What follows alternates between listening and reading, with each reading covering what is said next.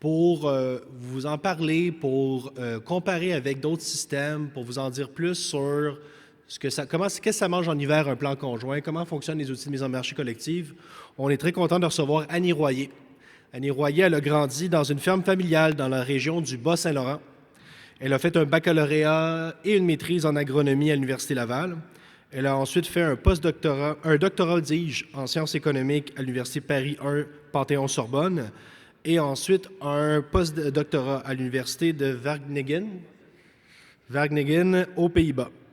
Elle est professeure à l'Université Laval depuis 2011. Elle est titulaire de la chaire en analyse de la politique agricole et de la mise en marché collective et directrice du programme de baccalauréat en agronomie. Son programme de recherche se focalise sur l'analyse de la mise en marché collective, la coordination verticale dans les filières agroalimentaires et l'analyse institutionnelle. Donc, Madame Royer, un grand plaisir de vous recevoir. Le micro est à vous. Merci. Alors, le micro fonctionne. Je vais juste m'assurer que ça fonctionne également. Et parfait. Ça me fait très plaisir d'être parmi vous aujourd'hui pour venir vous parler de mise en marché collective. Puis pendant que votre collègue parlait, je me suis rendu compte que 1990, c'était 89, c'est la chute du mur de Berlin, c'est le début de la guerre du Golfe, c'est le film Maman, j'ai raté l'avion. Pour moi, c'était comme hier, tout ça, mais finalement, ça fait déjà 35 ans. Ça ne rajeunit pas. Mais aujourd'hui, je ne vous parle pas de ça du tout. Aujourd'hui, je vous parle de mise en marché collective. 35 ans, votre plan conjoint. C'est une histoire quand même qui a été mouvementée. On va en parler un peu. C'est une histoire aussi, je pense, qui aujourd'hui donne vraiment des résultats. J'ai décidé, en tout cas, le plan de ma présentation, je suis prof à l'université, donc c'est sûr que c'est un peu scolaire, je suis désolée, mais j'y vais avec des objectifs puis avec des sections. Mais mon objectif aujourd'hui, c'est vraiment de mettre en perspective l'historique de votre mise en marché collective, de parler de vos innovations, moi ce que j'appelle vos innovations collectives, vos principaux outils, et puis de discuter de vos défis futurs liés à ces outils-là. Donc, on est vraiment dans le cadre de la mise en marché collective. Puis pour arriver à cet objectif-là, je vais séparer ma présentation en 4 grands blocs. D'abord, je vous donne un petit cours de mise en marché collective 101. Il y en a certains d'entre vous qui connaissaient bien la mise en marché collective, d'autres peut-être moins bien. Fait que là, on va s'assurer d'avoir une base de connaissances commune, tout le monde ensemble. Ensuite, un peu d'histoire. Pour savoir où on s'en va, il faut savoir d'où on vient. Moi, j'y crois vraiment, ça. Et quand j'enseigne la mise en marché du sirop de l'érable à mes étudiants, il y a une grande partie de cet enseignement-là qui passe par l'historique. C'est important de savoir. Ensuite, on va parler de vos outils comme tels et de leurs impacts. Je vais terminer avec les défis. Vous avez beaucoup de défis dans le secteur acéricole, mais là, on va parler des défis liés à la mise en marché collective et beaucoup de ces défis-là découlent de votre succès, de votre réussite. Donc, petit cours de mise en marché 101. Je sais que vous venez de manger, là, il y a un petit pic, un petit creux, si on peut dire, mais je vais essayer de rendre ça vivant. Donc, ce qu'il faut savoir, c'est que la mise en marché collective, ce n'est pas une idée du Québec, ce n'est pas une idée qui vient d'ici. C'est une idée qui nous vient en fait de Nouvelle-Zélande et d'Australie au début du 20e siècle. Ça a été introduit au Canada, en Colombie-Britannique, en 1927. Donc, ça fait à peu près 100 ans que ça existe au Canada. Dans le Canada anglais, on appelle ça les marketing boards, les marketing commission, council. C'est la même chose que les plans conjoints au Québec. Puis pourquoi ce concept-là? Parce que dans le fond, ce concept de mise en marché collective, c'est de la coopération obligatoire. C'est qu'on voyait que les coopératives volontaires avaient un problème de passagers clandestins. C'est quoi ce problème-là en économie? C'est que quand la coopérative offrait des bons prix, les producteurs vendaient à leur coop. Quand les prix n'étaient pas bons, ils se tournaient vers les compétiteurs, d'autres acheteurs. Donc là, on a inventé ce concept de coopération obligatoire parce que ça mettait en péril, en fait, les coopératives volontaires. Et donc, ce concept-là a fait son chemin jusqu'au Canada.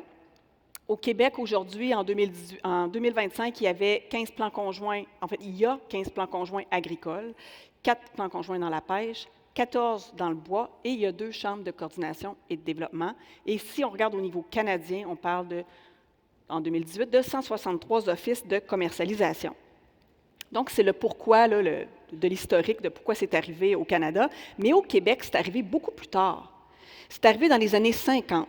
C'est un concept plus anglo-saxon, hein, les marketing boards, mais au Québec, c'est arrivé dans les années 50. Pourquoi si tard? Il y a peut-être la question de la langue, mais à la fin de la Deuxième Guerre mondiale, notre développement agricole était différent qu'ailleurs là, au Canada, mais à la fin de la Deuxième Guerre mondiale, il y a eu comme un ressac. Il y avait une surproduction agricole, les prix étaient vraiment très bas.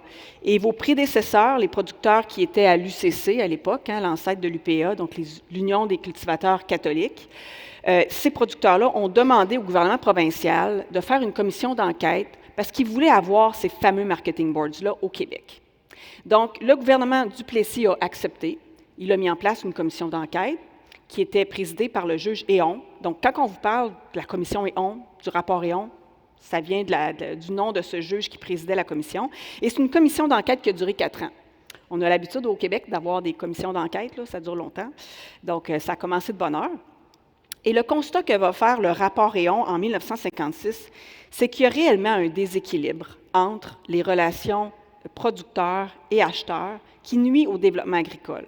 Il faut augmenter la productivité des fermes, il faut augmenter leur taille, il faut les spécialiser pour nourrir les villes. Parce qu'on est aussi à une période où il y a une exode rural dans les années 50, où les gens quittent les campagnes pour s'établir en ville. Donc, on veut s'assurer que ce soit les fermes du Québec qui nourrissent les gens de la ville.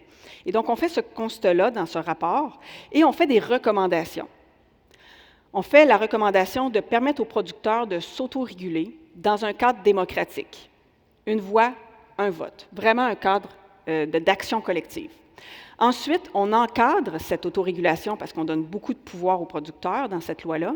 On encadre avec une loi sur la mise en marché des produits agricoles, alimentaires et de la pêche, la fameuse loi aujourd'hui, là, la M35.1. Elle a changé de nom avec le temps, mais c'est l'ancêtre de cette loi-là. Et en plus, on va créer un régulateur économique qui va surveiller l'application de la loi, des plans conjoints, etc. Et quelques années plus tard, on va lui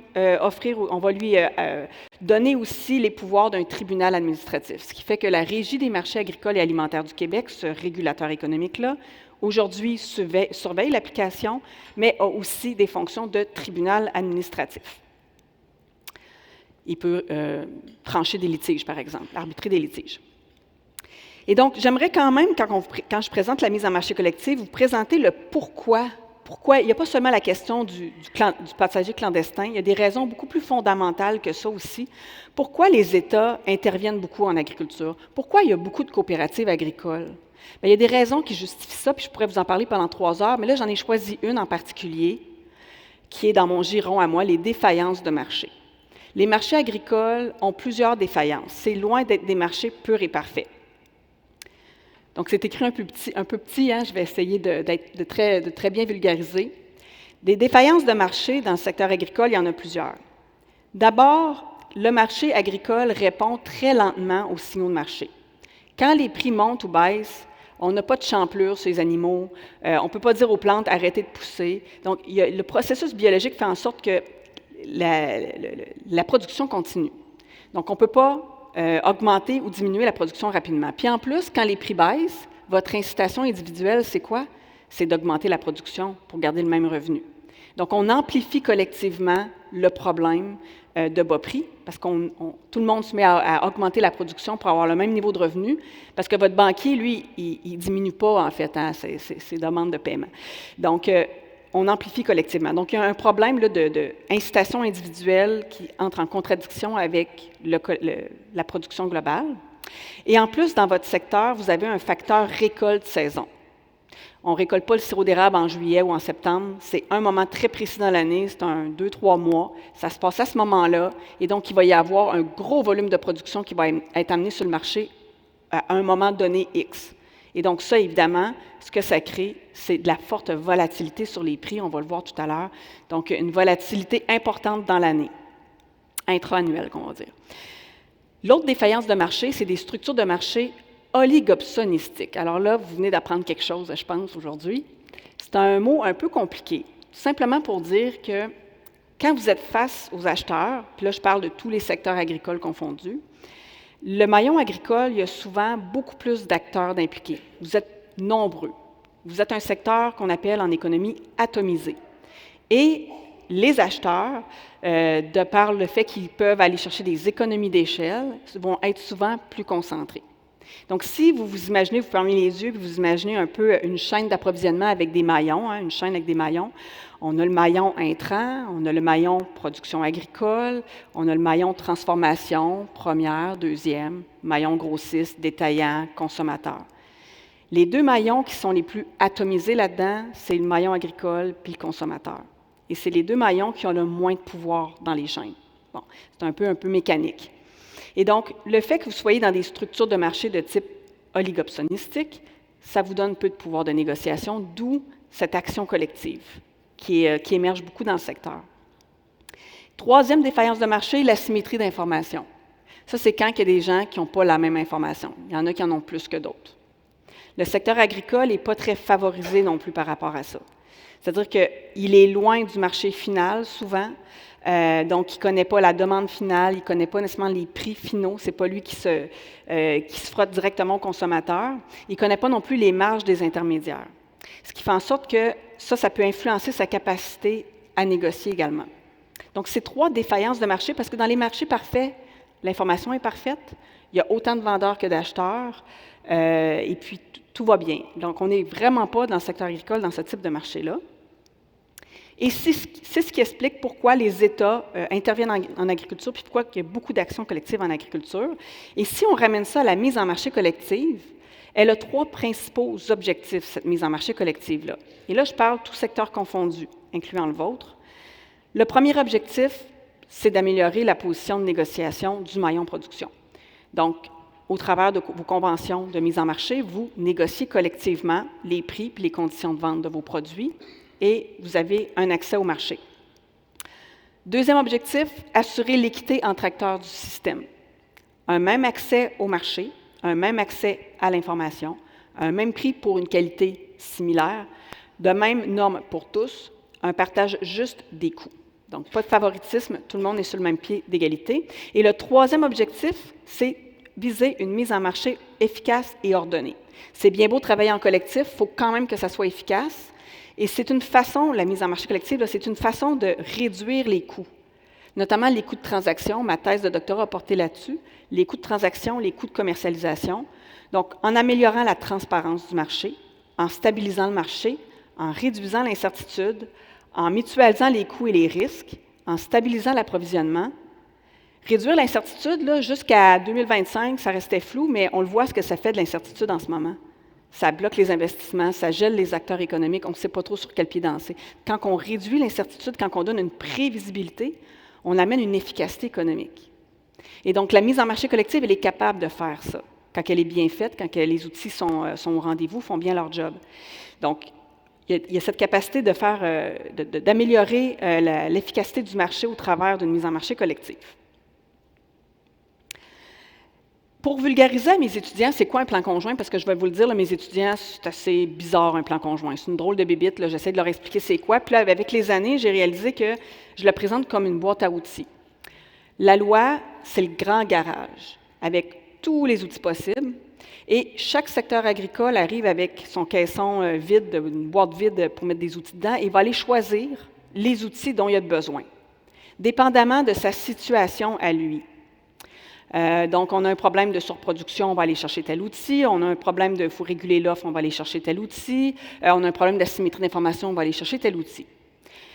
C'est une boîte à outils flexible. Il n'y a pas un secteur agricole qui a le même coffre à outils. Le vôtre, il est bien garni. On va y revenir, là, mais il est quand même bien garni. Il est lourd.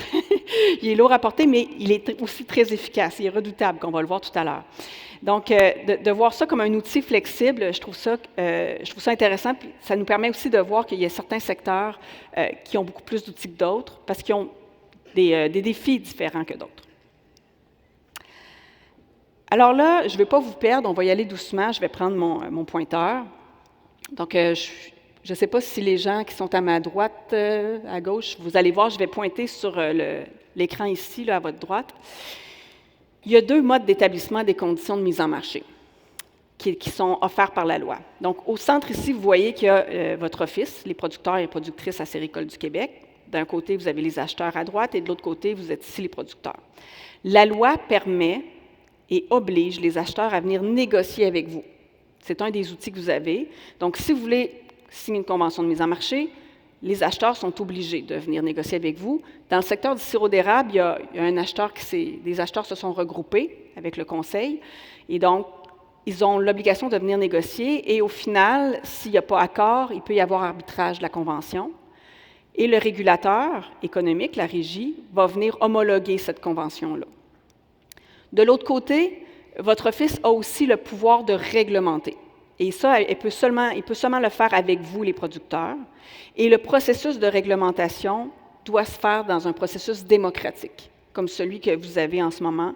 Donc, souvent au travers des assemblées générales, quand on veut réglementer, il faut que ça passe par des votes. Et ensuite, la régie va valider cette réglementation-là.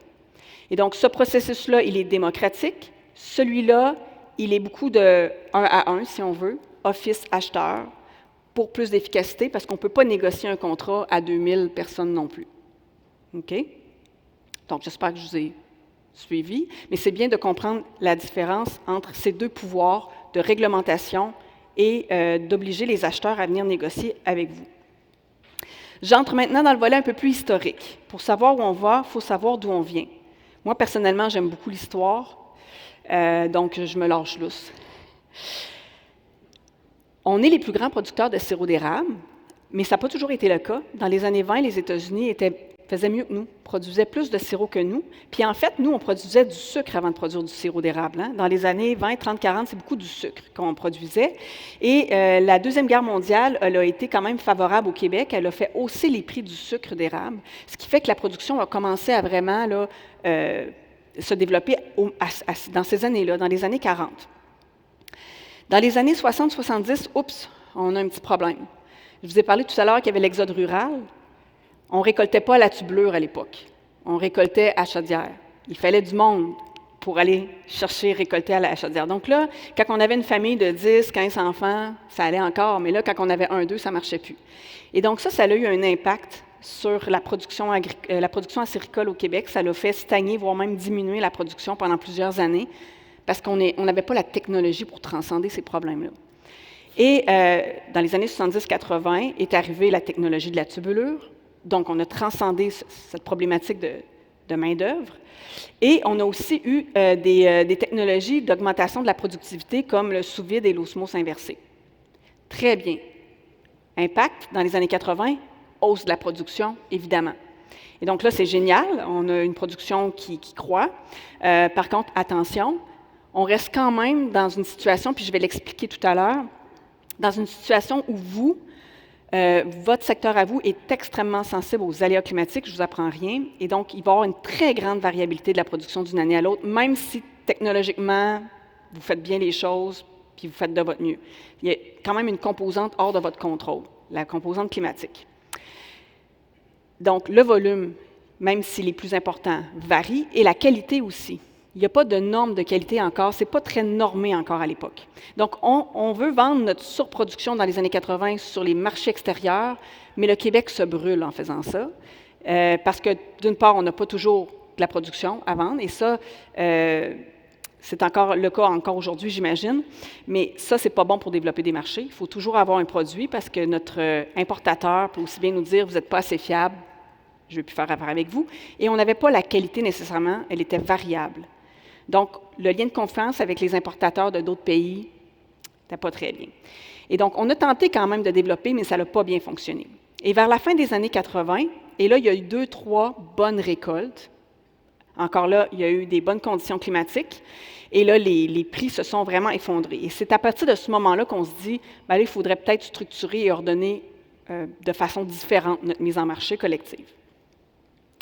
Notre mise en marché. Et donc, j'aimerais quand même vous exposer 2 éléments auxquels aujourd'hui vous êtes pas ou presque pu exposer, mais qui étaient vraiment, dans les années 80-90, des éléments extrêmement importants qui faisaient que vos marchés étaient très instables. Pendant longtemps, vous avez été un secteur dépendant du climat. Vous n'aviez pas de réserve stratégique. Donc, on y allait d'une récolte à l'autre. Hein? Votre production est soumise aux aléas climatiques, évidemment, comme je le disais, puis la production va dépendre de 2 facteurs, le nombre d'entailles et le rendement. Alors, ceux qui aiment les graphiques, ils vont être servis ici. On a l'évolution de la production acéricole sur ce graphique-là Peut-être que vous ne voyez pas les petits chiffres, là, mais on l'a de 71 à 2024, mais on voit quand même d'un clin d'œil cette évolution de la production.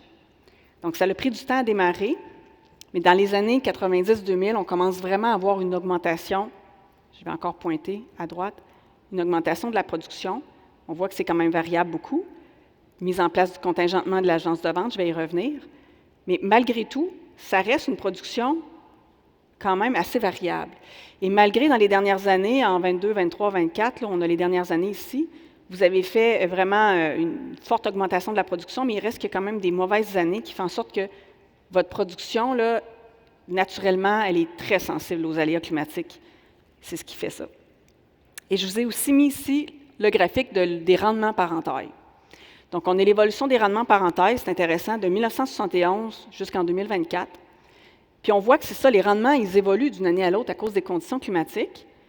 Ici, on voit que, Ici, on voit que dans les dernières années, dans les 10, 15 dernières années, il y a quand même une augmentation de ce rendement-là, parce qu'au niveau technologique, vous avez fait des avancées, mais regardez, il y a quand même des années où cette variabilité-là, elle est très grande. Donc, je ne suis pas une spécialiste là, de la question plus agronomique, là, mais est-ce que c'est à cause des changements climatiques? On pourrait faire plein d'hypothèses, mais il reste que votre secteur, malgré la technologie, votre production, à cause du rendement, demeure très variable d'une année à l'autre, ce qui n'est pas le cas dans d'autres productions. Hein.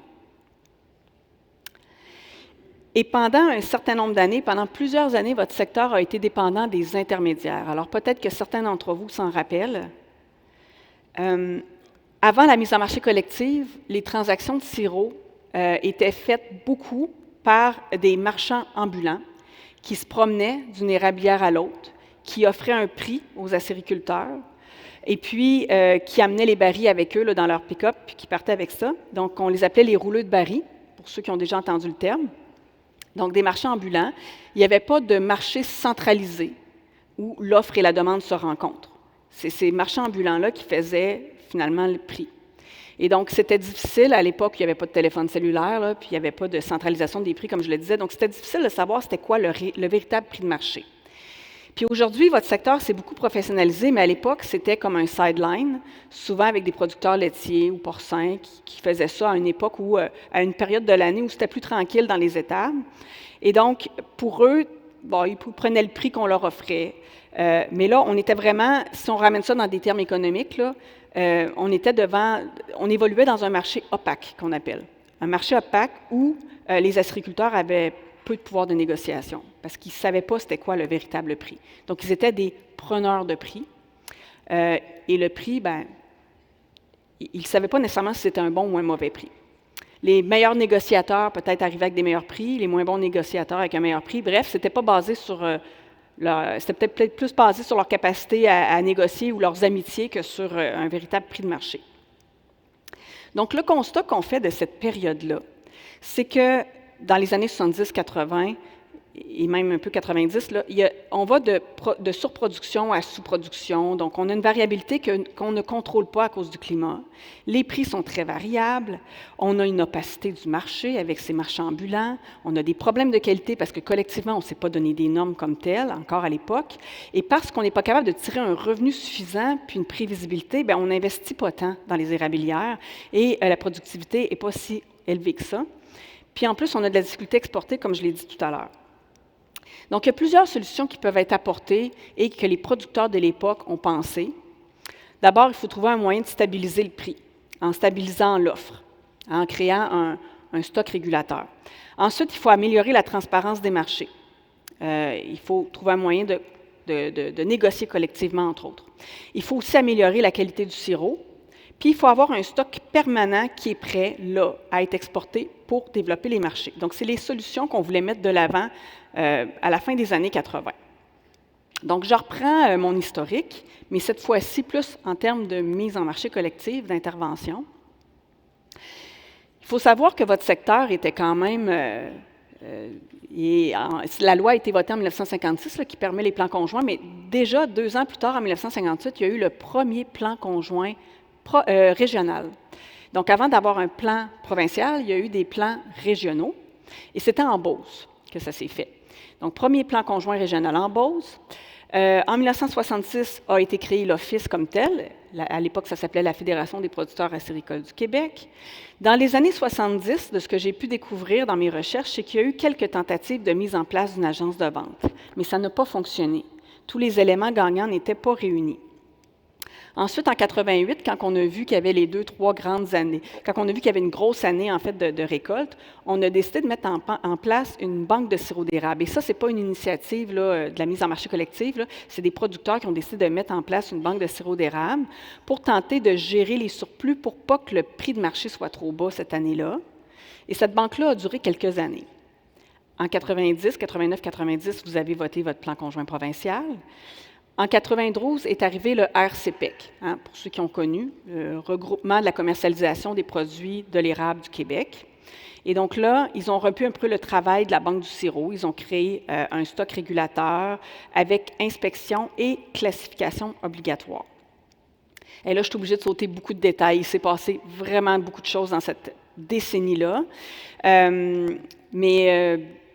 Vous allez comprendre quand même l'histoire globale. Ensuite, en 98, vous allez signer votre première convention de mise en marché. Donc, quand même, 8 ans après le plan conjoint. Et dès 99, le RCPEC a pu la capacité financière d'acheter les stocks de sirop qui s'annoncent très élevés cette année-là. Les poignets liés, a plus de marge de manœuvre financière pour acheter les stocks. Pour différentes raisons, il y a aussi des litiges devant la Cour et tout ça. Donc, le RCPEC ne peut plus acheter le surplus de sirop sur le marché. Et on se retrouve aussi avec une convention qui est très difficile à faire respecter parce que les gens contournent la convention, d'un bord et de l'autre, autant producteurs qu'acheteurs. Donc, on essaie de mettre en place des outils, mais on se rend compte que finalement, c'est peut-être pas si facile que ça. C'est pour ça que moi, je considère votre histoire de mise en marché comme un peu comme en montagne russe. C'est vraiment pas évident à cette époque-là. Donc, les constats généraux qu'on peut faire suite à cette décennie 90 de mise en marché collective, c'est qu'on a essayé de mettre en place des stocks régulateurs pour éviter l'effondrement des prix, mais c'est impossible de financer ces stocks-là sans un certain contrôle de la production. Parce qu'on perd le contrôle, les stocks s'accumulent, et puis là, ça coûte très cher aux producteurs. À l'époque, là, il y a même le gouvernement fédéral, les banques, Desjardins qui avaient financé. Et ça coûtait, j'ai lu des histoires comme 10 000 d'intérêt par jour. Là. Donc, c'était vraiment un gros fardeau financier. On a aussi de la difficulté à faire respecter la convention parce qu'il n'y a pas de contrôle sur les flux de transactions de sirop. Vous êtes dans un secteur où vous n'avez pas de goulot d'étranglement. Ça, c'est un autre mot que vous allez apprendre aujourd'hui. Pensez à cette chaîne d'approvisionnement dont je vous ai parlé tout à l'heure avec les différents maillons. Dans plusieurs secteurs agricoles, entre le secteur production et la transformation, par exemple, ou les acheteurs, il va y avoir un goulot d'étranglement naturel. C'est-à-dire qu'il va y avoir un passage obligé des produits, soit les animaux vers l'abattoir, ou soit les produits, le lait pour les produits laitiers. Donc, il va y avoir vraiment ce goulot-là. Dans votre secteur, il n'est pas naturel, le goulot d'étranglement. Vos produits, oui, il y avait des coopératives, mais il y avait ces marchands ambulants-là qui faisaient en sorte que les produits partaient dans toutes les directions, un peu comme on voit dans le maraîcher de légumes frais. Là. Il y a beaucoup de points de contact, là, de transactions, et il n'y a pas ce goulot-là d'étranglement. Donc, il fallait tenter de contrôler et de créer un goulot d'étranglement dans la commercialisation, un passage obligé des transactions. Mais il fallait le créer de toutes pièces parce qu'il n'existe pas à l'état, si je peux dire, naturel. Là. Et c'est ce qui m'amène maintenant à parler de vos innovations collectives à l'œuvre. On va revenir sur le goulot d'étranglement. Faites-vous-en pas. Et donc, je vous ai déjà présenté cette diapo-là. Ce que je voulais juste vous montrer ici, c'est le rectangle rouge pour vous dire que suite aux difficultés du RCPEC et les difficultés de faire respecter la Convention, on en est venu à mettre en place une agence de vente et une réserve stratégique en 2002, suivie 2 ans plus tard du contingentement. Je raconte ça comme si ça s'était passé fluemment, sans difficulté. Il y en a qui rigolent, hein? Ça a joué dur. Ça a joué dur dans ces années-là, puis je me suis retenue de ne pas mettre certaines images, mais disons que moi, ce que je peux dire, c'est que les gens qui ont mis en place ces outils-là avaient beaucoup de courage. Et ils n'ont pas cédé devant les menaces. On va résumer à ça, OK? Mais ça a été des années très difficiles de mettre en place ces outils-là, pour ceux qui ne l'ont pas connu, là. Et donc, je reviens à mon goulot d'étranglement. La raison de l'agence de vente, c'était de créer justement ce goulot d'étranglement-là. Parce que, comme je le disais tout à l'heure, vous n'avez pas ça naturellement dans votre secteur. Vous voyez l'image là, qui est assez parlante des moutons. S'il n'y avait pas la clôture pour créer ce passage obligé des moutons, je ne sais pas comment on ferait pour les compter, mais il faudrait compter longtemps, puis il faudrait recommencer souvent. Mais en créant cette espèce de barrière-là et en obligeant les animaux à passer à un certain endroit ou un flux de transactions à passer à un certain endroit, bien, c'est plus facile de savoir ce qui se passe dans le troupeau puis de savoir combien il y a de moutons qui passent, voyez-vous? Et donc, c'est comme ça que je l'illustre souvent, cette agence de vente-là, c'était de créer un goulot d'étranglement. Et donc, avec cette agence de vente, au travers du paiement, on crée un goulot d'étranglement, mais aussi au travers de l'inspection et de la classification obligatoire pour pouvoir mettre le sirop dans votre réserve stratégique. Ça, cette agence de vente-là, ça permet de connaître les quantités transigées et l'état du marché déjà. Et puis, si on veut avoir accès au stock, la façon que vous avez fait pour embarquer les acheteurs avec vous puis rendre le système intéressant pour eux, ça a été de leur donner accès à ce stock-là. Donc, un incitatif pour les acheteurs d'embarquer dans votre système. Parce que ce n'est pas toujours évident. Hein? Les acheteurs, c'est quand même un système pour vous, le système de mise en marché collective. Donc, les producteurs, généralement, puis même entre vous, ce n'est pas évident.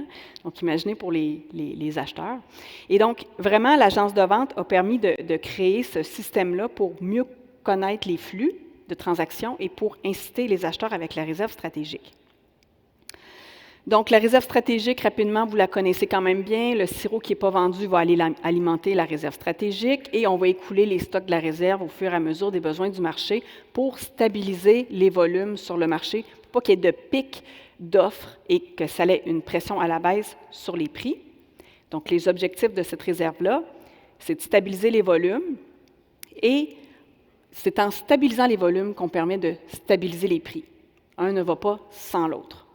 On ne peut pas juste stabiliser les prix puis s'attendre à ce que le reste aille bien. Il faut vraiment stabiliser les volumes pour stabiliser les prix. C'est la même logique dans la gestion de l'offre, lait, volaille, œufs. Et en plus, cette réserve-là, comme vous le savez, elle vous permet de développer les marchés parce que vous avez toujours un stock pour, vous n'êtes pas en rupture de stock pour développer des marchés. Et il faut se rappeler aussi que cette réserve-là, elle est grandement financée par vous, équitablement entre vous. Il y a un autre outil qu'on oublie là, souvent, la convention de mise en marché. Elle permet de négocier des conditions de vente avec vos acheteurs. Donc, dans cette convention-là, il y a une structure de prix uniforme qui a été décidée, qui a été négociée, et puis le paiement du sirop va se faire selon cette structure de prix-là. Ce qui fait en sorte que vous avez des prix annuels par catégorie de sirop. Hein, vous avez des grades de sirop. Sachez que dans le secteur agricole, cette façon de fonctionner-là, elle est plutôt l'exception que la généralité. Hein. C'est assez rare. En fait, je pourrais vous dire qu'au Québec, il y a les légumes de transformation qui négocient un prix annuel, mais même dans la gestion de l'offre, les prix évoluent quand même d'un mois à l'autre, tout dépendant de ce qui est exporté ou pas. Donc, je voulais juste vous dire que dans votre secteur, c'est quand même particulier d'avoir des prix stables comme ça. Et là, un autre graphique que je trouve extrêmement intéressant à vous montrer. Ici, on a l'évolution de la production et l'évolution des prix à la production. Donc, et ça, c'est de 1982 à 2024. Donc, on a quand même aussi encore là, presque 45 ans là, de données. Donc, la production, on l'a vu tout à l'heure, c'est les rectangles, mais c'est la courbe qui est intéressante, la courbe des prix, pour voir l'impact de vos outils. Donc, on voit que, je vais encore utiliser le tableau, le graphique ici, l'écran de droite, là. On voit que vos outils ont été mis en place dans ces années-là, là. Donc, je n'ai pas fait de test statistique, mais je vois à l'œil nu qu'il y a quand même une différence entre cette période-là et cette période-là. Donc, on voit qu'il y avait quand même une bonne variabilité des prix qui était due à l'offre sur les marchés, qui était plus ou moins grande d'une saison à l'autre. Et on a une période après, où là, on a un prix stabilisé, une forte augmentation, un prix stabilisé, et là, on repart dans une augmentation là, avec les coûts de production qui ont augmenté, j'imagine. Mais vous voyez déjà un premier impact là, des outils qui ont été mis en place. J'en viens au contingentement. C'est probablement l'outil qui amène probablement le plus de débat à un contingentement. Pourquoi on a mis en place un contingentement en plus de l'agence de vente et de la réserve stratégique? Bien, c'est pour stabiliser davantage le revenu acéricole. Il y a une raison collective, mais il y a une raison individuelle. D'abord, c'est un outil au niveau collectif qui permet d'éliminer les surplus structuraux. Si vous n'aviez pas le contingent, vous avez un système où le prix est stabilisé et quand même, bon, déjà là, la prévisibilité en agriculture, c'est rare d'en avoir, mais vous avez un prix stabilisé. Ça crée une incitation à produire, évidemment. Donc, votre système peut créer des surplus liés à la structure du système. Je ne sais pas si vous me suivez, c'est un petit peu complexe des fois, je reviens sur cette notion-là avec mes étudiants à quelques reprises, mais des surplus structuraux, c'est des surplus liés à la structure de votre système qui, à cause des prix stabilisés, créent une incitation à produire. Donc, avec le contingentement, on vient contenir la surproduction dans ce contexte de prix stabilisé-là. Par contre, votre contingent, contrairement au lait, volaille, œufs, il peut être dépassé. Et ce sirop-là, il ne sera pas payé tout de suite, il va être stocké, puis il va être payé quand il va être écoulé plus tard. Donc, bon, si vous produisez plus que votre contingent, c'est une chose, mais vous avez quand même moins d'incitation à surproduire votre quota, si on veut, votre contingent. J'appelle ça un contingent. Désolée, je ne veux pas appeler ça un quota, c'est vraiment un contingent. Et au niveau individuel, ce que ça fait, cette capacité d'aller au-delà de votre contingent, si jamais ça l'arrive, c'est un outil de stabilisation financière pour les mauvaises années.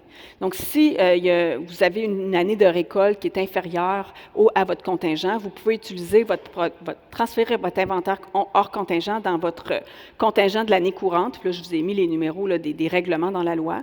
Donc, c'est une possibilité. Donc, tant au point de vue collectif, on évite avec le contingentement d'un surplus structurel, tant au niveau individuel, ça vous permet aussi de lisser votre revenu d'une année à l'autre. Alors là, j'ai une figure un peu compliquée, je vous l'avoue, mais je la trouve importante, puis on va prendre le temps de la regarder ensemble, parce qu'elle explique toute la cohérence de vos 4 grands outils. Je n'ai pas mis les outils promotion là-dedans, publicité, mais les 4 grands outils de mise en marché collective que sont la convention de mise en marché, la réserve stratégique, l'agence de vente et le contingentement. Pour vous montrer qu'il y a une réelle cohérence dans ces 4 outils-là. Alors, pour préparer ma présentation, je me suis dit, OK, par où on commence? Parce que comme vous le voyez, là, c'est un circuit. On commence avec la convention de mise en marché, c'est le plus simple.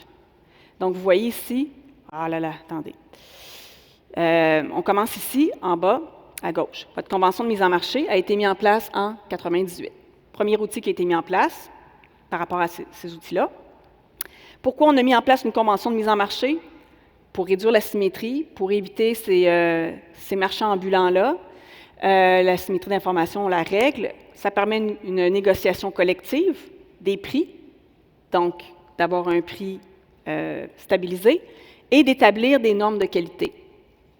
On se rappelle, c'est un constat un défi qu'il fallait régler. Donc, cette convention-là a été mise en place. Mais elle n'était pas respectée.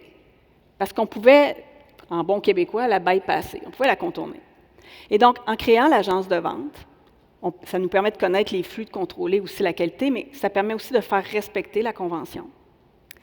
Et en connaissant les flux, on peut les diriger aussi vers la réserve stratégique. Donc, c'est des outils qui vont tous ensemble. La réserve stratégique stabilise les volumes, ce qui permet la stabilisation des prix, ça va ensemble, et permet des stocks pour développer les marchés. Donc là, on est dans un circuit qui fonctionne comme ça.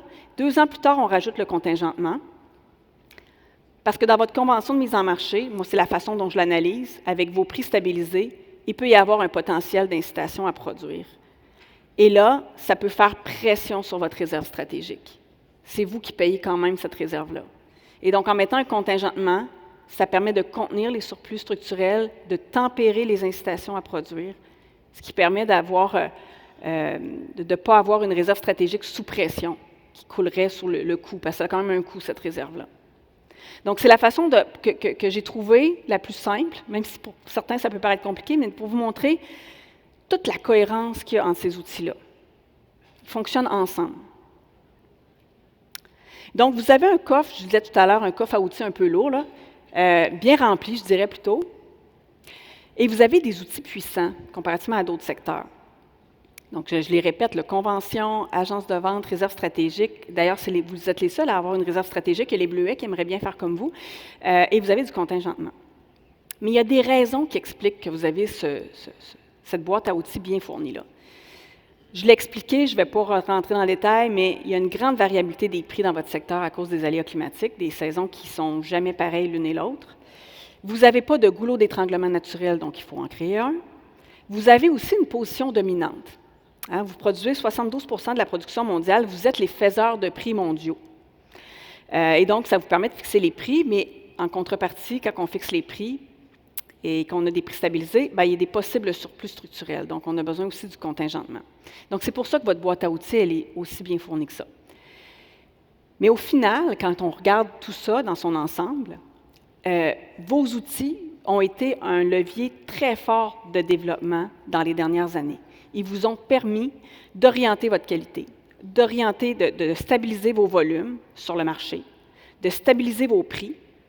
Et ça a, surtout le volume et le prix, ça a eu un effet réputationnel sur les marchés à l'exportation.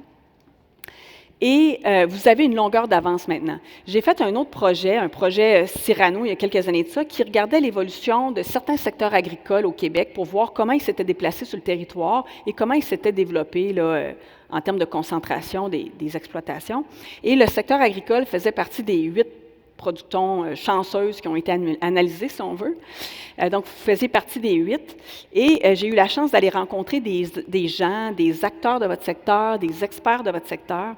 Et ils ont tous dit que votre système de mise en marché collective, il vous donnait un avantage compétitif par rapport aux autres provinces, par rapport aux Américains.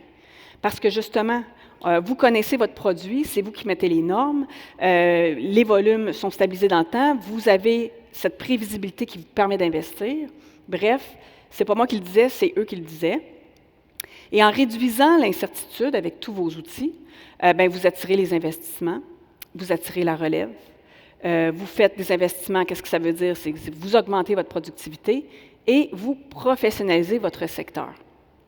Le secteur d'aujourd'hui, il n'a rien à voir avec le secteur des années 80-90. C'est deux mondes complètement. Vous avez vraiment professionnalisé votre secteur au travers de vos outils. Et je vais conclure avec certains défis qui sont liés à cette réussite-là. Il n'y a rien de parfait en ce bon monde. Hein? J'en ai 3 défis. Le premier, puis j'ai sûrement dépassé mon temps, j'imagine, ils ont arrêté la montre de fonctionner parce qu'ils ont dit elle va dépasser son temps.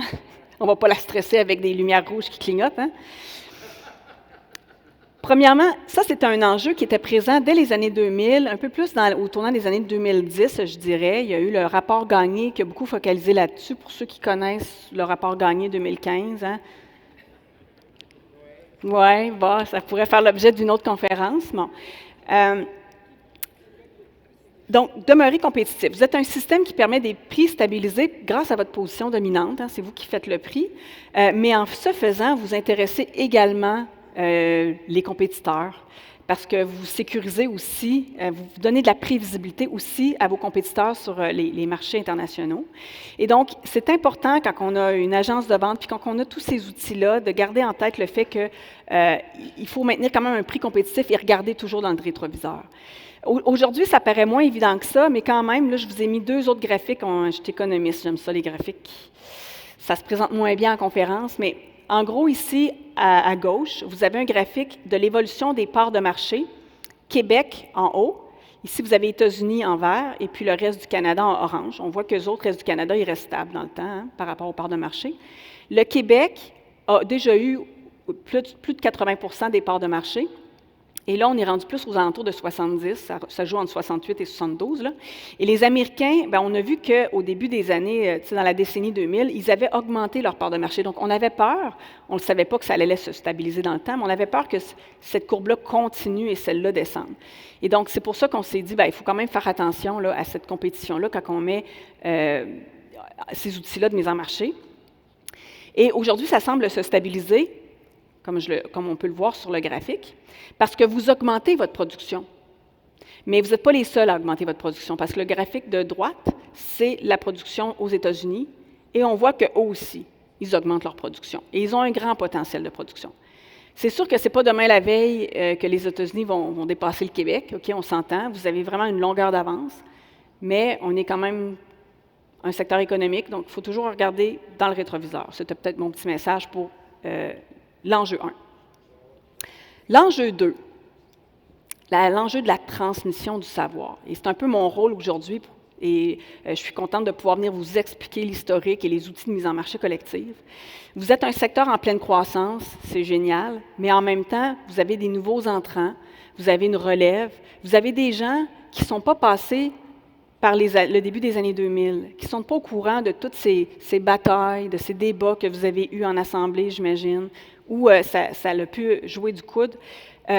Donc, le niveau de familiarité ou de connaissance de ce système-là, de pourquoi ce système-là, de comment c'était avant, bien, ça peut se perdre avec le temps, puis on peut re-questionner certains outils.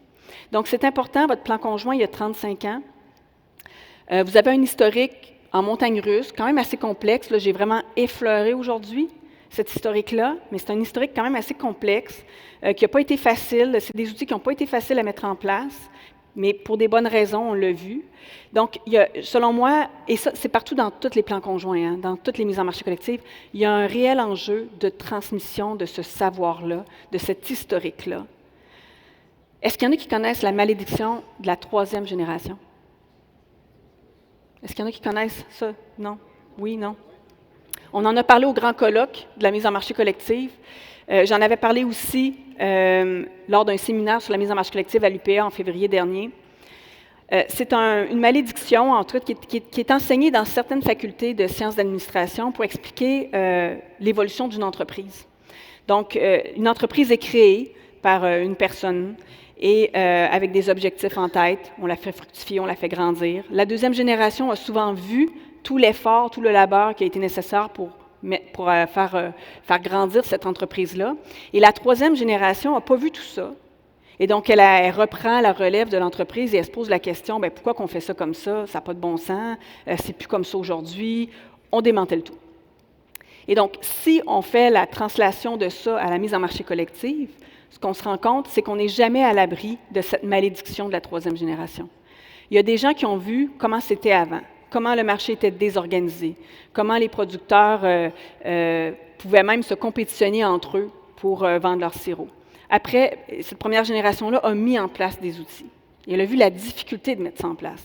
La deuxième génération, elle voyait ça de loin, elle sait tout le chemin parcouru. Et donc, elle va continuer à bâtir sur ces outils-là, à les faire croître, à les faire poursuivre. Et la troisième génération peut se demander, comment ça qu'on a ça, ces outils-là? Ça ne sert plus à rien, parce qu'on ne voit plus, en fait, tout est stabilisé, tout est beau, on ne voit plus l'intérêt d'avoir ces outils-là. Et ça, c'est pareil dans tous les secteurs. Et vu que vous fêtez votre 35e anniversaire, bien, je me disais que ça pouvait quand même être important d'amener cet élément-là. J'achève. J'ai mon troisième enjeu. Le troisième enjeu, bien, il porte sur le contingentement. Vous avez fait le choix, il y a 25 ans, d'avoir, pas tout à fait, de 20 ans, d'un contingent non marchand. Ce n'est pas un contingent qui est pareil que le secteur laitier, volaille, œufs. Il n'y a pas de marchandisation, il n'y a pas de marché comme tel du contingentement, il n'y a pas de prise de valeur directe. Mais évidemment, on parle d'une rareté. Un contingent, c'est une rareté. Et donc, en économie, ce qui est rare, ça prend de la valeur. Et l'économie, c'est comme de l'eau, hein, ça se faufile. Donc, cette valeur-là, elle s'est cristallisée dans le prix des érablières avec le temps. Et oui, le prix des érablières a beaucoup monté. Et ça crée un enjeu. Ça crée un enjeu pour la relève, notamment. Et le message que je pourrais vous envoyer, c'est que vous êtes dans un système démocratique, vous faites des choix, vous êtes aussi un système qui vise une certaine équité. Donc, ça sera peut-être à vous de voir s'il y a un réel enjeu d'équité envers la relève, bien de voir avec vos programmes pour la relève. C'est vous qui décidez de ce système-là, en gros, hein, au travers de votre démocratie. Et ça crée aussi un enjeu par rapport aux taxes municipales. Alors là, d'entrée de jeu, moi, je ne suis pas fiscaliste, encore moins au niveau municipal, et je ne suis pas une prof de droit non plus. Donc, je ne pourrais sûrement pas aller loin dans les arguments, mais si je ramène ça dans mon terrain à moi, le terrain de la mise en marché collective, ce que je vous dirais, c'est que ce que je vois en ce moment avec cet enjeu-là, il y a un enjeu d'équité entre producteurs. Hein, ce n'est pas toutes les municipalités qui taxent pareil. Et ça peut créer à terme une mise sous tension quand même importante sur le contingentement. Alors que moi, je crois que c'est vraiment un outil qui est cohérent avec le reste des autres outils, pour les raisons que je vous ai expliquées. Et donc, mon message final, c'est peut-être de vous dire que vous avez beaucoup innové en tant que groupe, en tant que collectif. Vous avez une mise en marché collective qui ressemble à aucune autre. avec votre réserve, votre contingentement qui n'est pas pareil comme les autres non plus. Ce que ça veut dire quand on innove de cette manière-là, c'est qu'éventuellement, il faut adapter d'autres règles du jeu. Vos innovations collectives, avec le temps, se frottent au cadre existant. J'appellerais ça un cadre institutionnel, mais je ne veux pas rester dans les mots un petit peu galvaudés, universitaires, là, mais il se frotte à la vraie vie, dans le fond, okay? Avec d'autres juridictions, avec d'autres règles de la société, etc. Et ça, c'est normal, ça crée des nouveaux enjeux. C'est normal. C'est peut-être ça le message que j'ai à dire, c'est normal. Et donc, je crois que dans les prochaines années, vous avez passé les 25 dernières années à créer beaucoup d'outils, et là, on l'a vu, ça a quand même bien fonctionné pour vous. Mais dans les prochaines années, je pense qu'il va y avoir une période d'adaptation pour vous, une adaptation des règles pour prendre en compte les particularités de votre modèle collectif. Ce n'est pas tout le monde qui le comprend en dehors de votre secteur, puis en dehors du secteur agricole, donc il va y avoir des efforts à faire pour ça. Mais je suis quand même assez, je dirais, positive pour l'avenir, parce que c'est votre 35 ans. Je vois que vous avez beaucoup de défis devant vous. Vous avez beaucoup d'enjeux dans l'avenir, des enjeux très, très, très importants. Mais quand on regarde le passé, vous êtes aussi passé par des très grandes difficultés, puis vous les avez relevées. Fait que c'est sûr qu'il y en a parmi vous qui avez la couenne dure. Et donc, moi, je suis assez... je crois qu'il faut juste se laisser le temps d'adapter cet environnement-là à vos outils. Mais je suis assez positive quant aux enjeux et aux défis que vous allez avoir à relever dans le futur. Donc, il reste du temps pour les questions, j'imagine.